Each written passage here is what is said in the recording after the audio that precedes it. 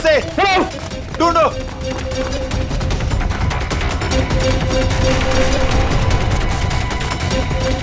मिला क्या चोर? नहीं मिला। मिला? नहीं मिला। ढूंढो उसे, बच के निकलना नहीं चाहिए हमारी चोर से। हाँ चलो चलो चलो।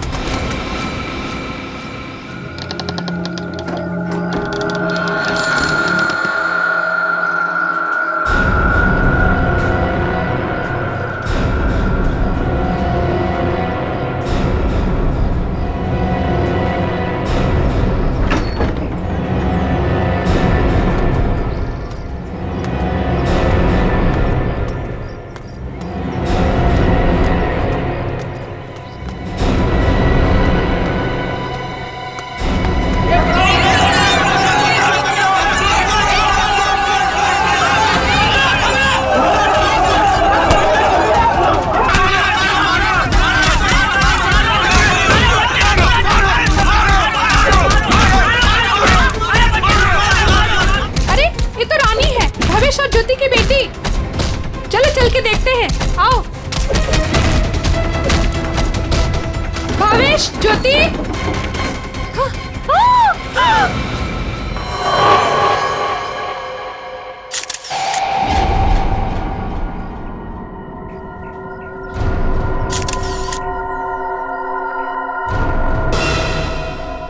दोनों को गोली मारी गई है और गोली शरीर के आर पार हो गई है। हाँ सर, मतलब गोली काफी नजदीक से मारी गई। हो सकता है 2.2 बुलेट की शेल है ये। मिशन देखो घर में कुछ और मिलता है क्या?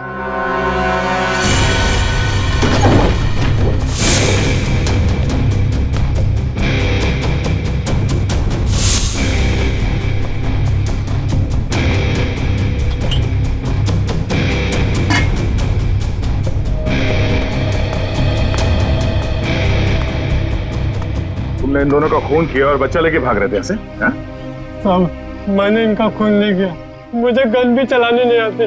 मैं 2 दिन से भूखा था साहब। सुबह एक घर से खाना चुराया था, लेकिन भीड़ मेरे पीछे पड़ गई तो भीड़ से बचने के लिए इस घर में छुप गया था साहब। इसकी तलाशी ली? हाँ सर, मगर गन नहीं मिली। आप लोगों ने यहाँ गोली चलने की आवाज सुनी थी? नहीं सर, नहीं। बच्चा चुरा के क्यों भाग रहे थे तुम? साहब, भीड़ से भागते हुए चुराया हुआ गला फेंक दिया था। घर में इनको मरा पड़ा देखा और बच्ची इनके पास रो रही थी। फिर मैंने सोचा बच्ची को बेचेंगे तो पैसा मिल जाएगा साहब, बस कुछ नहीं।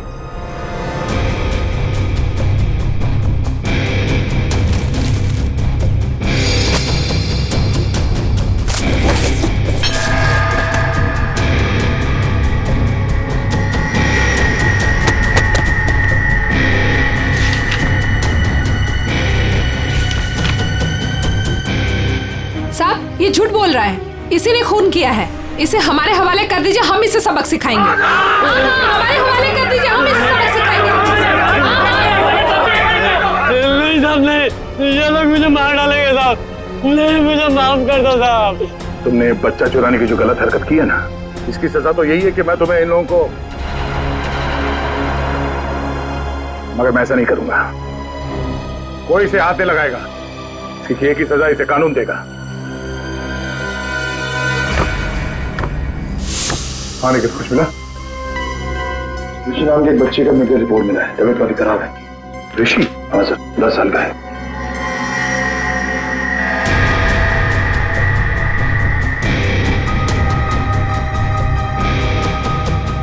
भावेश,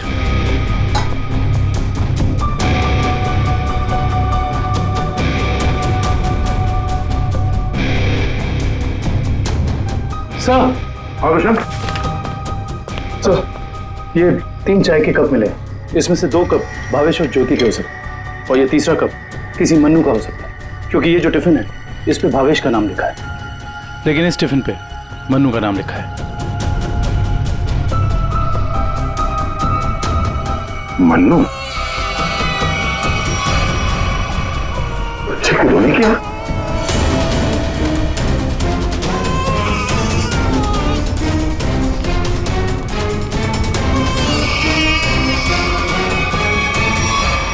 ये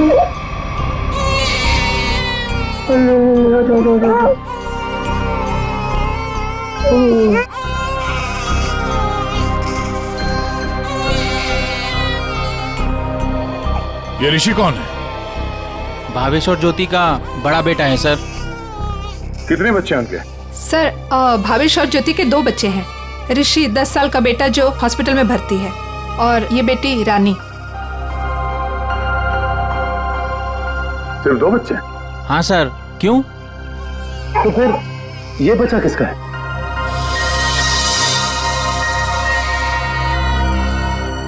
सर पता नहीं ये कौन है। सर भावेश और ज्योति 6 महीने पहले यहाँ रहने आए थे, तब ऋषि और रानी ही उनके साथ थे। तो ये बच्चा कहाँ से आया?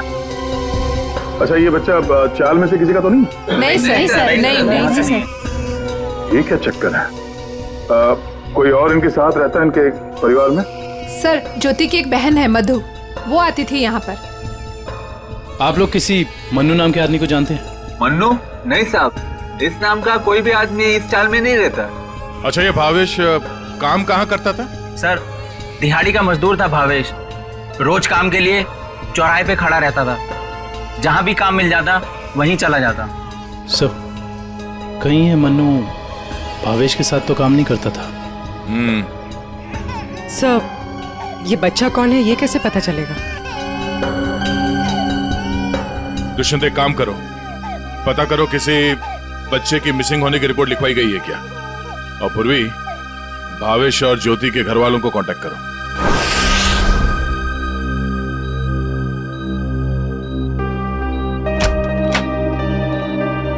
डॉक्टर साहब, हम CID से। Hello sir. हेलो, ऋषि यही है? हाँ सर यही है। क्या हुआ सर? हम लोग इससे बात कर सकते हैं? नहीं सर, ये बात करने की हालत में नहीं है। ऐसा क्या हुआ इस बच्चे को? सर इसे किडनी की प्रॉब्लम है। क्या बात है सर, आप लोग यहाँ कोई प्रॉब्लम? एक्चुअली ऋषि के माँ बाप अब नहीं रहे। क्या?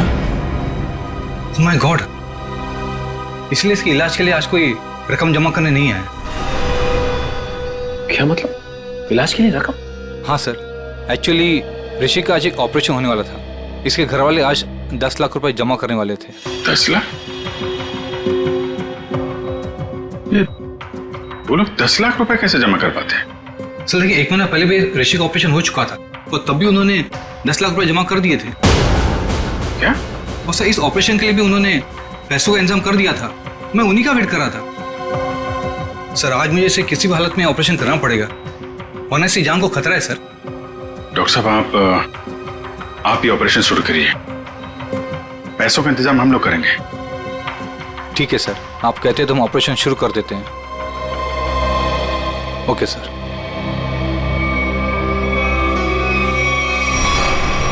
घबराओ मत ऋषि, कुछ नहीं होगा तुम्हें। सर एक बात समझ में नहीं आई कि भावेश के पास इतने सारे पैसे आए कहां से? वही तो। 20 लाख। अगर 20 लाख उनके पास थे तो बाकी के 10 लाख कहाँ गए? घर पे तो पैसे मिले नहीं। पूजा बेटा क्यों इतना रो रही है? किसने तेरे को परेशान किया? अरे बेटा प्लीज रोना बंद हो जा प्लीज। देख अगर तू रोना बंद नहीं करेगी ना तो फिर मैं रोना चालू हो जाऊंगा।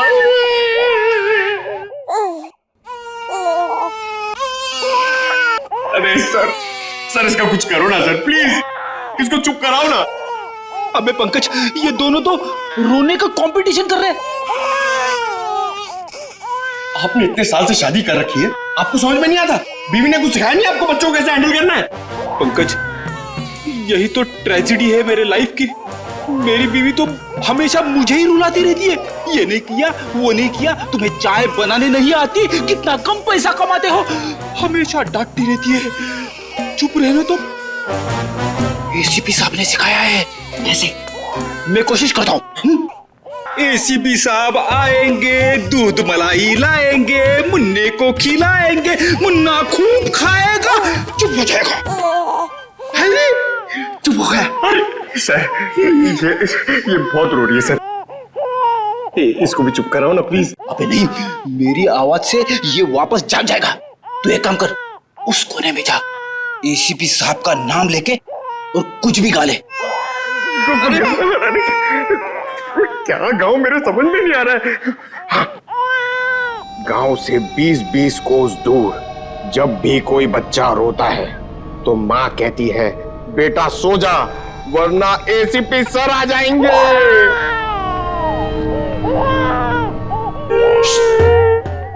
तुम क्यों रो रहे हो? बच्चा। अरे सर परेशान कर दिया बच्चों ने। सर मैं रोता हूं ना तो चुप हो जाती है। हे भगवान। पंकज, जो बच्चों को संभालेगा वो दुनिया में किसी को भी संभाल सकता है, समझे? फ्रेडी को देखो। सर ऋषि के इलाज के लिए हमारे डिपार्टमेंट के जितने भी ऑफिसर सबने मदद करने के लिए बोला है सर। पैसे इकट्ठे हो जाएंगे। 10 लाख तो यूं इकट्ठे हो जाएंगे फिर। मगर सर इस बच्चे की गायब होने की कहीं कोई रिपोर्ट लिखवाई नहीं गई है। कहीं ये बच्चा भावेश और ज्योति का ही तो नहीं हो सकता? पड़ोसियों को इसके बारे में कुछ पता ही नहीं। सालुंखे का। हाँ सालुंखे बता। अच्छा तो ठीक है, ये बच्चा भावेश ज्योति का नहीं है। सालुंखे कह रहा है कि डीएनए मैच नहीं हो रहा। तो फिर ये बच्चा है कौन सा और भावेश के घर में कैसे पहुंचा सर? कहीं ऐसा तो नहीं अभिजीत कि भावेश ज्योति ने अपने बच्चे के ऑपरेशन के पैसे के लिए तो बच्चे को अगवा कर लिया? सर पता करना पड़ेगा कि ये बच्चा कौन से हॉस्पिटल में पैदा हुआ है। वहां से शायद इसके माँ बाप के बारे में कुछ पता कर सकते हैं। हाँ सर बच्ची का नाम तो पता है रानी, बच्चे का नाम रखना पड़ेगा सर कुछ तो। अच्छा नाम आ रहा है दिमाग में। क्या सर? पार्थ। हाँ पार्थ तो बहुत अच्छा नाम है ना? पार्थ। फ्रेडी तुम्हारा बच्चा क्यों रो रहा है? अरे सर आपने इसका नाम लिया और ये रो पड़ा। मैंने इसे कहा था कि आप दूध मलाई लाएंगे। दूध मलाई? अब मेरे लिए नहीं सर, इसके लिए। रेडी सर, मैं ले आई। अरे पूर्वी अच्छा किया तुमने, बच्चे को गोद में खिला खिला के मेरे पसीने छूट गए। लाइए मैं देखती हूँ।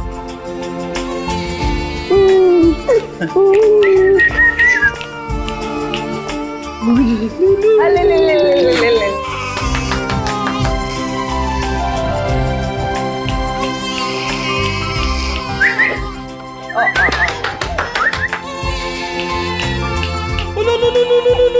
सर आपको पसीना नहीं आया, बच्चे ने सूसू किया है। अरे बेटा गोद में खिलाने का अच्छा तोहफा दिया तूने।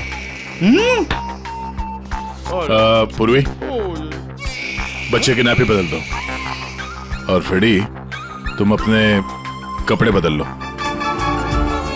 ले ले ले ले ये ले। चाहो तो नहा भी सकते हो। डायपर चेंज करके आता हूँ। डायपर? हाँ। ये तो मन्नू का डब्बा है, नाम भी लिखा है उसका। आपकी साइड पर छूट गया था क्या? नहीं, मन्नू ने जहाँ खून किया था वहां छूट गया था। मन्नू ने खून किया था? नहीं नहीं साहब। भावेश और उसकी पत्नी का खून हो गया और ये मन्नू उस वक्त उनके घर में था। हे भगवान, इसलिए भावेश आज काम पर नहीं आया। और मन्नू वो आज आया था काम पर? नहीं साहब, वो तो और 2-3 दिन नहीं आएगा। क्यों, क्या हुआ उसे? हुआ तो कुछ भी नहीं, पर वो कल गांव चला गया। कब? कल दोपहर में मिला था मुझे। नहीं यार मैं जल्दी में हूँ, मुझे गांव जाना है, जरूरी काम है, मैं जरूर मिलता हूँ। अरे सुन तो ले। हाँ अच्छा। अरे नहीं सुन मन्नू, बाद में पछताएगा। इस मन्नू का गांव कहाँ है? सोलापुर, चरौली गांव। ये फ्रेडी अंकल और पंकज अंकल बहुत परेशान कर रहे हैं। सर रजिस्ट्रेशन ऑफिस से 5-6 महीने पहले का रिकॉर्ड मिल गया है। अप्रैल मई में करीब 7,946 बच्चे पैदा हुए थे, जिसमें से 3,902 बच्चे तो लड़के हैं सर। और उनके परिवार वाले? सर सारे बच्चे परिवार वालों के साथ हैं सिवाय एक बच्चे के। वो क्यों? सर एक पिछले महीने उस बच्चे के माता पिता कार एक्सीडेंट में मारे गए। उसकी दादी थी, उसका भी कुछ पता नहीं चल रहा है और बच्चा भी गायब है। बच्चा भी गायब है, दादी भी गायब है। अभिजीत, कहीं ये हमारा ये बच्चा तो नहीं है? उस दादी का पोता?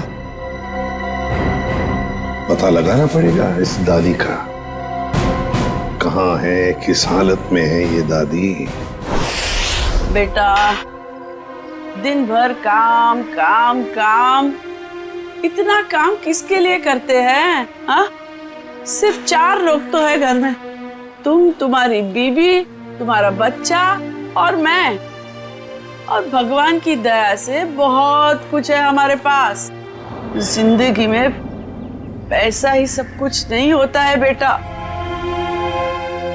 और पैसे से जो मिलता है सब कुछ है हमारे घर में। लेकिन खुशी नहीं है, खुशी नहीं है बेटा। जा देख आईने में अपना चेहरा देख, कितना मुरझा गया है तू। और एक माँ बच्चे का मुरझाया हुआ चेहरा नहीं देख सकती, नहीं देख सकती। अले अले ले, रो मत रे मेरा बच्चा। ये देख तेरा बच्चा, मेरा एक लौता पोता, इस घर का एक लौता वारिस। लेकिन टाइम है तुम्हारे पास इसके लिए? है टाइम? एक दिन ये भी मुरझा जाएगा और उस दिन तू बहुत पछताएगा, देख ले, बहुत पछताएगा। लेकिन तुझे इसकी जरा भी फिक्र नहीं है ना? ठीक है, जा तू मुंह हाथ धो ले और थोड़ा आराम कर ले। हाँ, तब तक मैं तेरे बच्चे से खेलती हूँ। और ले लो लला रहे, क्यों रो रहा है बच्चा? अरे दूध चाहिए, दूध, भूख लगा है, दूध पिएगा? दादी दूध पिलाती, दादी दूध पिलाती। इतने बड़े दुख की बात है ना, इन्होंने अपना सब कुछ खो दिया। सच, अपना बेटा, बहू और अपना पोता भी एक ही झटके में सब खत्म हो गया। अरे दूध नहीं पिएगा? बाप की तरह भूखा रहेगा? हाँ ठीक है, मैं तुझे सुलाती। लल्ला लल्ला लोरी, दूध की कटोरी, दूध में बताशा, मेरा पोता करे तमाशा।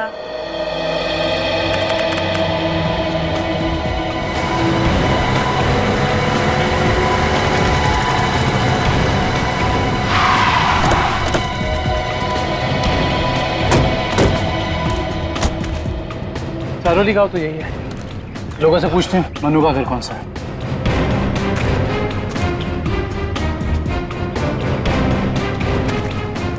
भाई साहब, ये रास्ता मनु के घर की तरफ जाता है। मनु साहब, वो रहा मनु।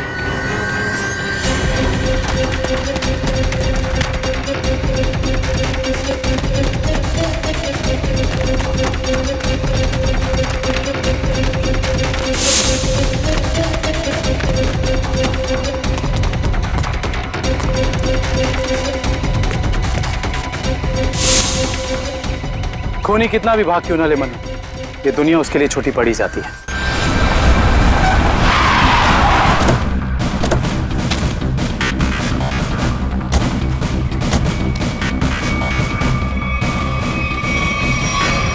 आइए सर, सावित्री देवी की दिमागी हालत बहुत खराब है।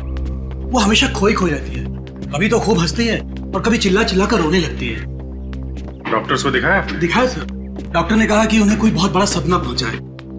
आइए सर, आइए।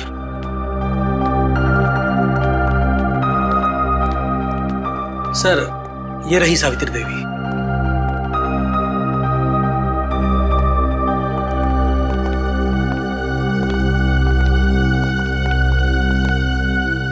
सावित्री जी,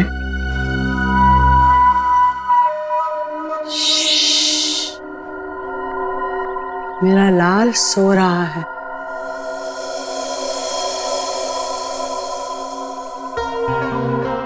मेरे से बात करना। वैसे आप कैसी हैं? मैं अच्छी हूँ, भली चंगी हूँ, लेकिन तुम कौन हो भाई? हम लोग आपके दोस्त हैं। मेरे दोस्त? तुम कब से मेरे दोस्त बने? हाँ, अब अभी आपको देखा और दोस्ती हो गई। सच्ची? और ये सब कौन है? जी, हम सब भी आपके दोस्त हैं। बहुत अच्छा। सावित्री जी, आपसे कुछ जरूरी बात करनी थी। थोड़ा यहाँ तो ये सो रहा है ना, डिस्टर्ब होगा, इधर आ सकते हैं?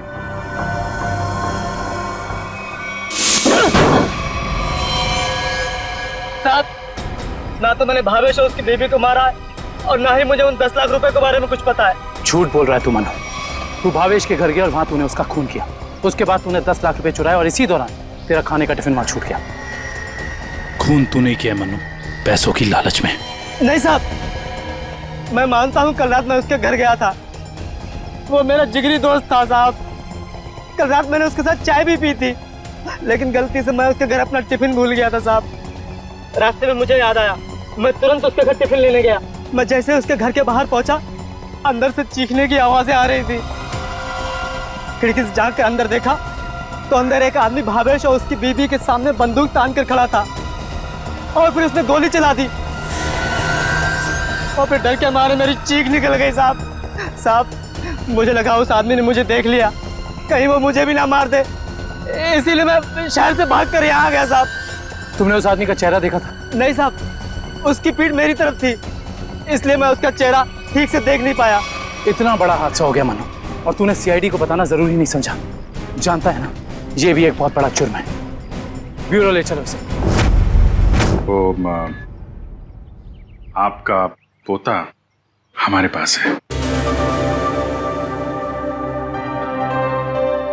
मेरा पोता तो यहाँ सो रहा है ना?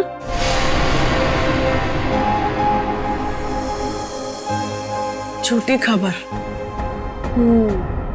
सावित्री जी, हम इसकी बात नहीं कर रहे।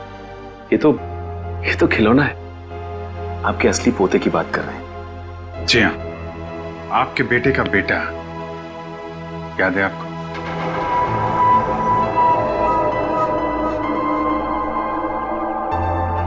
सावित्री जी, आपको अपना बेटा याद है ना? आपका बेटा, आपकी बहू, उनका बच्चा जो अब 6 महीने का हो गया है।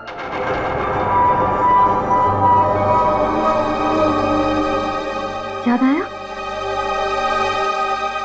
सावित्री, याद करो। ये लोग उसकी बात कर रहे हैं जैसे तुम कलेजे का टुकड़ा कहकर याद किया करती हो। तुम्हारा लाडला, तुम्हारा पोता। सावित्री, याद करो। हाँ सावित्री, कुछ याद आया? तुमने कहा था ना कि वो तुम्हारे बुढ़ापे की लाठी है, तुम्हारे घर का उजाला है। याद करो, याद करो सावित्री।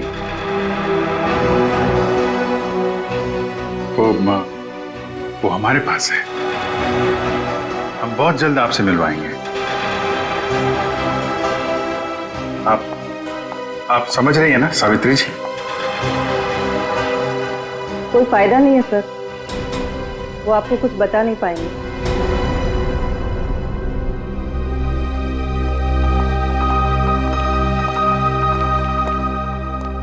देखिए, हमारा ये जानना बहुत जरूरी है कि सावित्री जी के साथ ऐसा क्यों हुआ और इनके पोते का क्या हुआ। इसको तो शायद अगवा कर लिया गया था। इनसे 20 लाख रुपए भी मांगे गए थे, लेकिन इनके परिवार में तो कोई भी नहीं है। इनके बहू और बेटे की दोनों की एक एक्सीडेंट में मौत हो चुकी है। घर भी बिक चुका है। ये खुद इस सदमे से अभी तक बाहर नहीं निकली है। बहुत बुरा हाल है इनका। Thank you very much.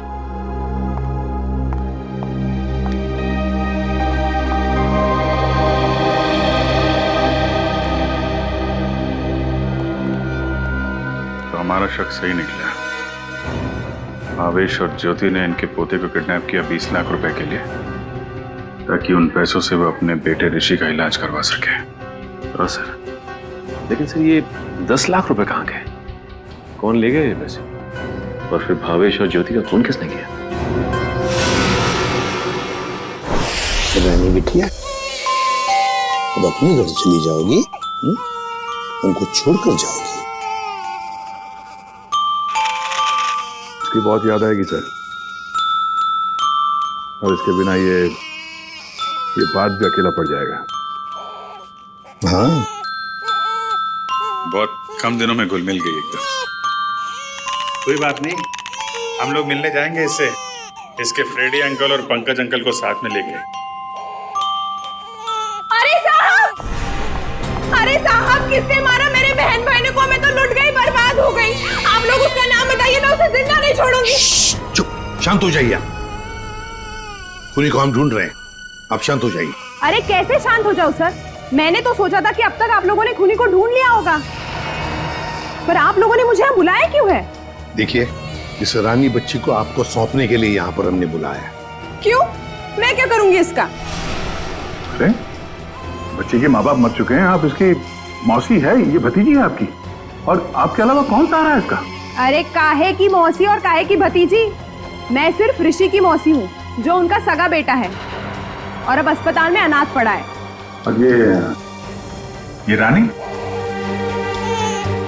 वो भावेश के बहन की बेटी है, जो उसे जन्म देते ही मर गई थी। तो पाल रहे थे भावेश और ज्योति से। भावेश की बहन की बेटी? हाँ जी। तो फिर इस बच्ची के आप रिश्तेदार हो, आपसे बेहतर कौन संभाल सकता है इस बच्ची को? अरे सर, आजकल महंगाई के जमाने में अपने बच्चों को पालना पोसना बहुत मुश्किल है। इन्हें कैसे पालूं मैं? आप कहीं कोई बहाना तो नहीं बना रही ताकि बच्ची को ना ले जाना पड़े? देखिए साहब, झूठ बोले कौवा काटे। अगर आप लोगों को मेरी बात का यकीन नहीं है तो ग्रीन रूट अस्पताल में जाके पता कर लीजिए। 26 अप्रैल को ये पैदा हुई थी वहां पे। एक मिनट। 26 अप्रैल को उसी हॉस्पिटल में, ग्रीन रूट हॉस्पिटल में पार्थ भी तो पैदा हुआ था ना, 6 महीने पहले। हैं? ये कौन है? नहीं, कुछ नहीं, वो आपके मतलब की बात नहीं है। देखिए सर, आप लोग बार बार मुझे यहाँ बुला के तंग मत कीजिए। अब आप देख लीजिए इन बच्चों का क्या करना है। मैं चलती हूँ। कमाल है सर, कैसे कैसे लोग हैं सर, ये बिना स्वाद के कोई काम ही नहीं करता। यही सच्चाई है दया, यही सच्चाई है। सर, ये कैसे संयोग है? ये दोनों बच्चे एक ही दिन एक ही हॉस्पिटल में पैदा हुए? एक ही दिन एक ही हॉस्पिटल में दोनों बच्चे पैदा हुए। जरूर उस तारीख को उस हॉस्पिटल में कुछ न कुछ तो हुआ था। क्या हुआ होगा पता लगाना पड़ेगा। Green route hospital. इसी साल अप्रैल 26 तारीख को कांता और पूजा नाम की 2 औरतों ने बच्चों को जन्म दिया था इस हॉस्पिटल में। हमें उनकी पूरी डिटेल चाहिए। क्या बात है सर? उनमें से एक बच्चा किडनैप हो गया। 1 मिनट सर। हाँ सर, कांता ने एक लड़की को जन्म दिया था और पूजा को लड़का हुआ था। पूजा मिस्टर अनुज की वाइफ है और कांता के पति का नाम नहीं है। मिस्टर भावेश उनके गार्जियन हैं। ये दोनों परिवार एक दूसरे को जानते थे? नहीं सर, एक की डिलीवरी जेंडर वार्ड में हुई थी और दूसरी की डीलक्स में। ठीक है, थैंक यू। सर, मैं आपको उन बच्चों के बारे में कुछ बताना चाहती हूँ। जी कहिए। वो दोनों डिलीवरी डॉक्टर सुमित और नर्स मधु ने की थी। सर, जब मैं उनके कमरे में गई तो डॉक्टर सुमित और नर्स मधु आपस में कुछ बात कर रहे थे। मुझे देखते ही वो दोनों चुप हो गए। भावेश ज्योति और बच्चे के बारे में बात कर रहे थे। क्या बात कर रहे थे वो मैंने सुना नहीं। डॉक्टर सुमित और नर्स मधु कहाँ हैं? डॉक्टर सुमित तो विदेश चले गए और मधु ने आज छुट्टी ले रखी है। ये मधु कहाँ रहती है?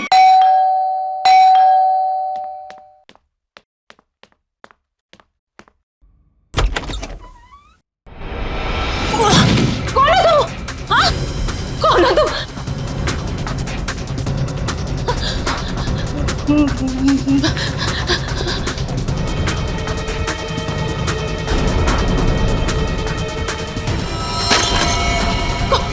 कौन है तुम? कौन है तुम?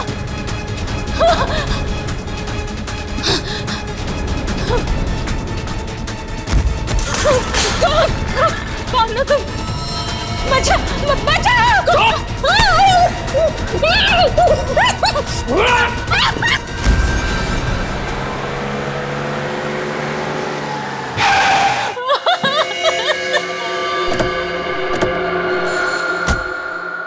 मुझे छोड़ दो।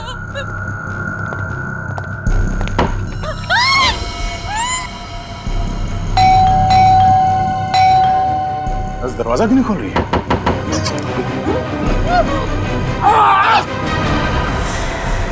क्या हुआ? दरवाजा खोलो, दरवाजा खोलो।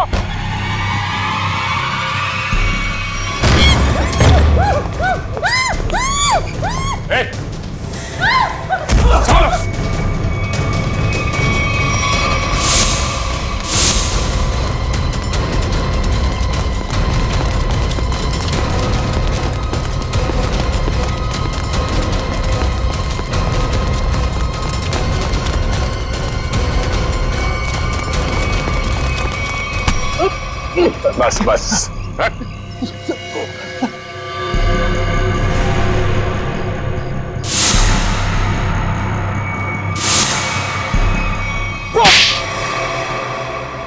बच्चों को अगवा करने में मेरा कोई हाथ नहीं है।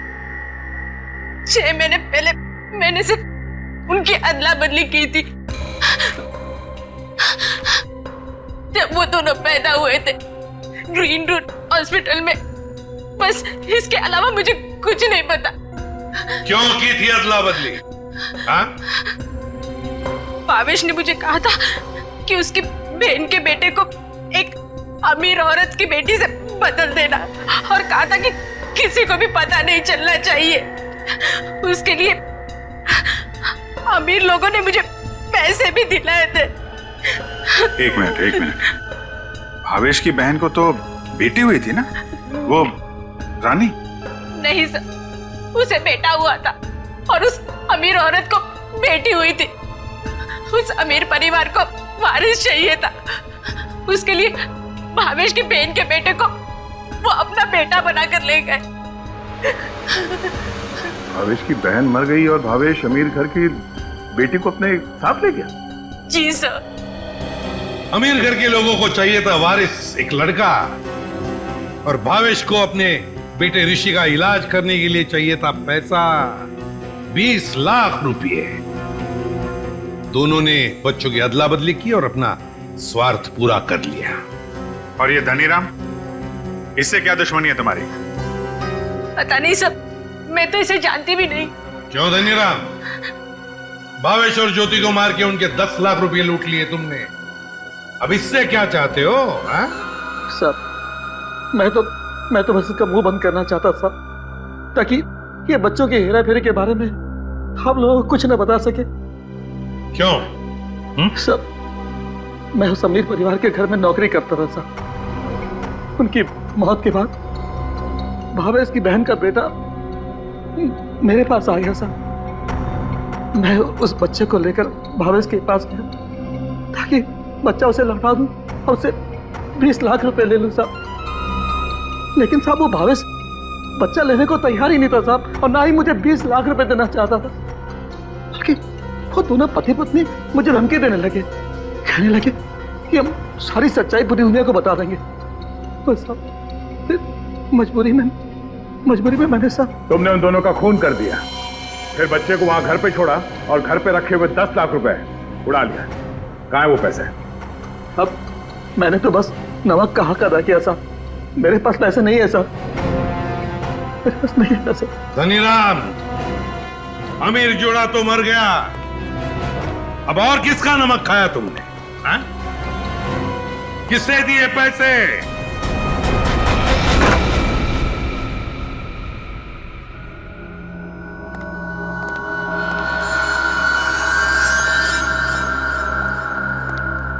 क्यों किया आपने ये सब? देखिए, हमें सब कुछ पता चल चुका है। चुप रहने से कोई फायदा नहीं। हम समझ सकते हैं कि इस उम्र में जिंदगी से जूझना मुश्किल हो जाता है, लेकिन गुनाह तो गुनाह है ना।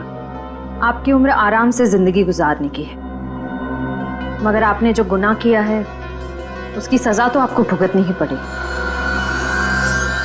अफसोस गुनाह करने से पहले करना चाहिए था। अब चुप रहने से आपके गुनाह मिट नहीं सकते। आपको हमारे साथ चलना पड़ेगा।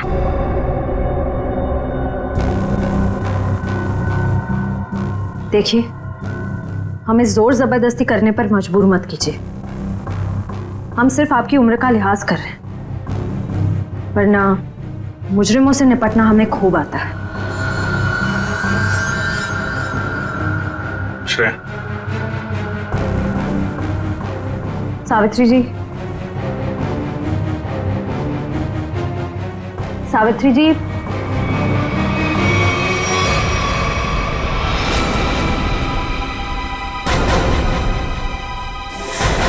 ये तो मर चुकी है। हाँ? यहाँ पे कुछ है।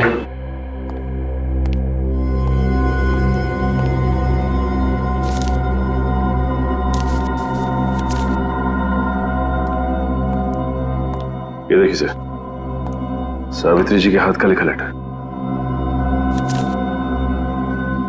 मैं मुजरिम हूं, ये सब मैंने किया है। एक्सीडेंट में मेरे बेटे और बहू की मौत के बाद मेरा सब कुछ खत्म हो गया। बेटे के लेनदार मेरे पीछे पड़ गए और सब कुछ नीलाम करने के बाद भी मैं उनके कर्जे नहीं चुका सकती थी। इसलिए मैंने धनी राम को भावेश के घर में भेजा कि वो अपनी बहन का बेटा वापस ले ले और जो 20 लाख रुपए मैंने दिए थे वो मुझे लौटा दे। लेकिन भावेश ने मना कर दिया और गुस्से में धनी राम ने उनका खून कर दिया। ये सब मैंने वारिस के चक्कर में किया था। अपनी पोती को दे के बेटा चाहती थी मैं। ये मेरी सबसे बड़ी भूल थी। बेटी हो या बेटा, कोई फर्क नहीं पड़ता, दोनों भगवान की देन है। मैं ऐसी शर्मनाक जिंदगी नहीं जी सकती, इसलिए मैं खुदकुशी कर रही हूं। हो सके तो मुझे माफ कर देना सावित्री।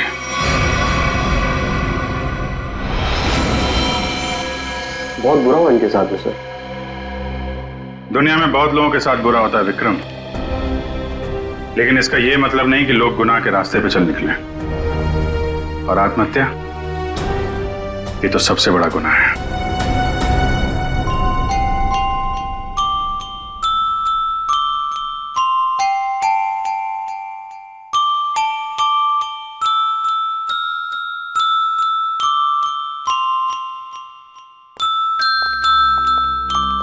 आप लोग प्लीज थोड़ी देर यहीं रुकिएगा। हेलो बोलो, हेलो, ये लो, हेलो, हेलो, हेलो।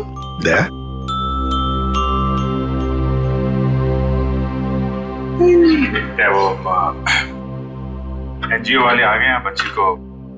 सर, मेरी एक रिक्वेस्ट थी सर। वो मैं जानता हूं तुम बच्ची को खुद छोड़ने जाना चाहते हो ना, तो हम भी चलेंगे छोड़ने के लिए उसको। नहीं विजीत, वो बात नहीं है। सर मुझे दया, जरा सोचो,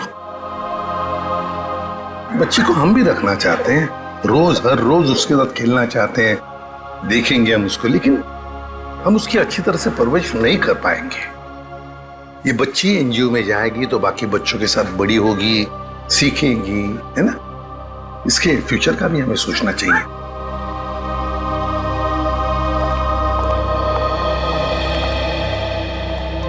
सर आप चिंता मत कीजिए, हम आपसे प्रॉमिस करते हैं कि हम बच्चों का पूरा ख्याल रखेंगे। अब आप इन्हें हमें सौंप दीजिए। जी दया, पुष्पा, संगीता, बच्चों को ले आओ।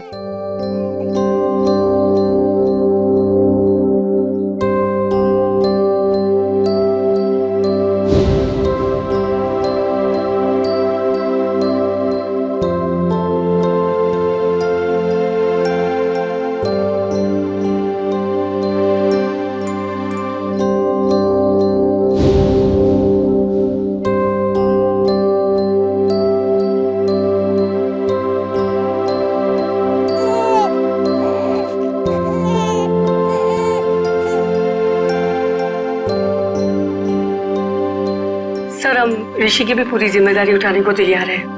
उसकी हर सुविधा का हम ख्याल रखेंगे। पता है मुझे, लेकिन देखिए ऋषि के इलाज के सारा खर्चा सीआईडी उठाएगी। ओके जी, थैंक यू। Thank you.